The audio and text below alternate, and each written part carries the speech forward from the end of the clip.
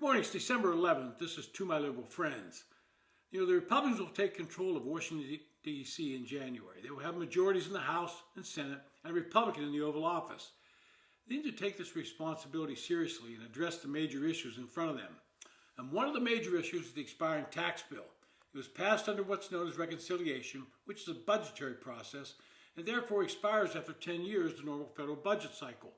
That means that Congress must take up a tax bill and pass it by the end of 2026. In reality, they should be addressing this issue in 2025, so there's no confusion among taxpayers as they start planning for their taxes for 25. With May the 2017 tax reform provision set to expire, it would do a great deal of economic good to resolve these issues in a timely manner. Well, unfortunately, there seems to be a divide among Republicans on how and when to resolve the tax issue. Senate Republicans are considering a quick legislative early next year to strengthen border security, energy production, and the military while saving a tax policy fight for later in 25, laying out a two-step process for passing President-elect Donald Trump's agenda without any Democratic help. Well, over on the House side, Ways and Means Chairman Jason Smith would like to include the tax bill in something that's moving right away. Now, because of some quirks of the legislative process, Republicans will have two bites at the apple when it comes to utilizing the reconciliation process. As I mentioned, this is a budgetary process, and that means the Republicans have to agree on a budget first. The bills must be primarily budgetary, a restriction that has prevented attempts to use reconciliation to rewrite immigration policy or raise things like the minimum wage. With the advent of the DOGE under Elon Musk and Vivek Ramaswamy, this becomes a more complicated problem. Now, without getting too wonky, I think it's important to understand a bit more about what's at stake. The 2000 Tax Cuts and Jobs Act revamped both the federal corporate and individual income tax codes. But while the new lower corporate rate and associated changes were made permanent, many changes to the individual tax code were temporary, meaning they only had a 10-year lifespan. And that includes the higher standard deduction, expanded child tax credit, and the lower tax rates have allowed nearly all taxpayers to keep more of their own money these past 10 years. Under these provisions are extended or made permanent by the end of 25, the higher pre-policies will automatically return. That would mean higher taxes for nearly all tax-paying Americans.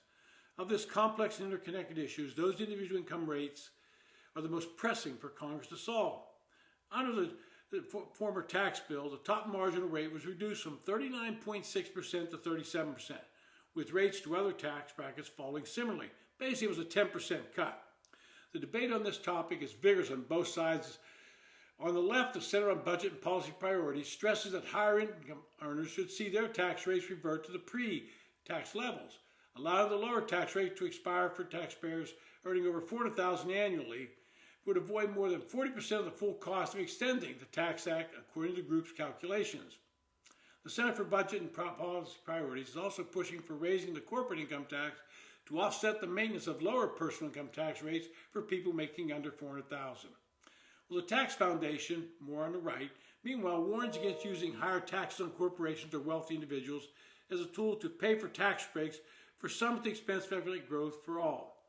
The group is also skeptical of plans to use tariff revenue to offset tax breaks, since those tariffs would create a variety of economic harms and would end up being paid for by Americans anyway, and that's according to the Tax Foundation. This is the change that allowed Democrats to claim the 2017 tax bill was a sop to the wealthy, even though just about everyone got a tax break because, as I said, in reality, it was a 10% across-the-board cut. Those liberal outlets decrying the 2017 tax bill, and I'm talking about outlets like the Washington Post and New York Times, CBS News, finally had to admit that just about everyone, especially the middle class, got a tax cut. Now, I'm somewhat of a heretic on this issue. I actually would allow the top rate to return to 39%. I say this because it only affects taxable income for a married couple over $751,000. That means they would pay an additional 2.3% in taxes on income above that amount. I think they can afford it. It would remove a major talking point from the Democrats. But at the same time, I would be against raising the corporate rate.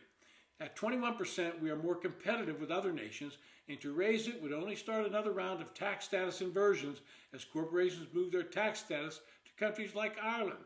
I discussed this problem a couple of weeks ago. Then the Republicans will have to decide on how to use the revenue generated by this change, allowing the top rate to go back to 39%. Well, first off, I would recommend increasing the standard deduction. It would be $30,000 in 2025, and I would increase it to $33,000.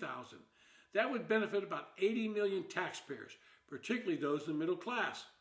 I would also consider increasing the state and local tax deduction from $10,000 to $20,000 and index it this time.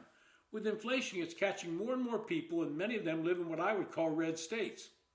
Now, if I'm being honest, some of the things that Trump has proposed on the campaign trail will be difficult to accomplish. He has said he does not want to tax tips. This was aimed at trying to get votes in Nevada, and Kamala Harris followed suit by imitating this promise. He has said he does not want to tax overtime pay. I'm not sure how you make that work either. Finally, appealing to seniors, he has declared that he wants to end taxation on Social Security benefits. Of the three promises, this is the one that has the most appeal and probably the best chance of passing. We began taxing these benefits in 1984, and at the time, 50% of the benefit was taxed. In 1993, that amount was raised to 85%, but only applied to, quote, higher income beneficiaries. Depending on your income, you might only be subject to the 50% threshold or none at all, depending on your income. But I'm going to tell you, if you make over $44,000, you're considered higher income. But in today's world, most will pay 85% of their benefits. The real issue inside any tax bill is how to tie it to deficit reduction. That would mean working with the two Doge people, Elon Musk and Vivek Ramaswamy. We have to start finding ways to reduce this deficit and in the end, start reducing the national debt. If we don't, we're teetering on the brink of bankruptcy, and all these other things like cutting Social Security and other things will come into play, and we'll be in a real problem. So I would say to Republicans, get your act in order. Fix the tax bill, but do it in a way that we start reducing how much we're spending. We don't have a taxing problem, we have a spending problem. So let's start fixing it right now. This has been To My Liberal Friends. Thanks for listening.